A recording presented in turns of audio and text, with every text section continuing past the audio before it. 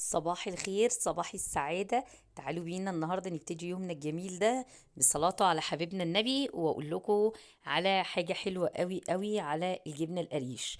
وكمان هقول لكم ازاي توفروا فيها. بس تعالوا نشوف أنا جبت ايه الأول. أنا جبت كده معايا لبن.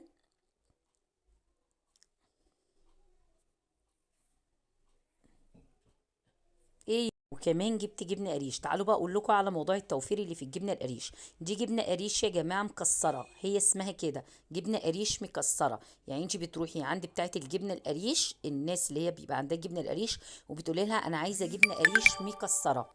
معناها ايه مكسره؟ زي ما انت شايفه كده بتبقى مكسره، قطع كبيره وقطع صغيره. طبعا دي بتبقى سعرها نازل، يعني الكيلو منها ممكن تلاقيه جنبك ب 40 جنيه، واحيانا ب50 جنيه.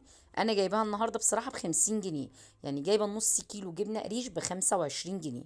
لو انا هجيب نص كيلو من التانية طبعا هيبقى اغلى من كده، حوالي 10 جنيه او 15 جنيه. وكده كده انا اصلا بكسرها، يعني انا ما باكلهاش سليمه او انتوا ما بتاكلهاش سليمه. لازم اثناء الاكل احنا بنكسرها، سواء هنعملها بالحاجات الجميله اللي احنا بنعملها بيها، او كمان هنحط عليها زيت وطماطم. عايزه اقولك الفرق ده هيفرق معاكي. وكمان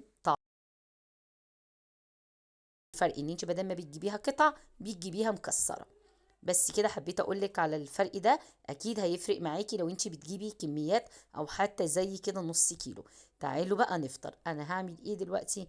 هاخد 3 معالق جبنه قريش من اللي انا جايباها الصبحه الطازه دي، وكمان هصب نص كوبايه شاي، وكمان هحط جنبها رغيف فينو واحد. بس كده. يا رب يا رب يكون الفيديو استفدتوا منه ويكون عجبكم.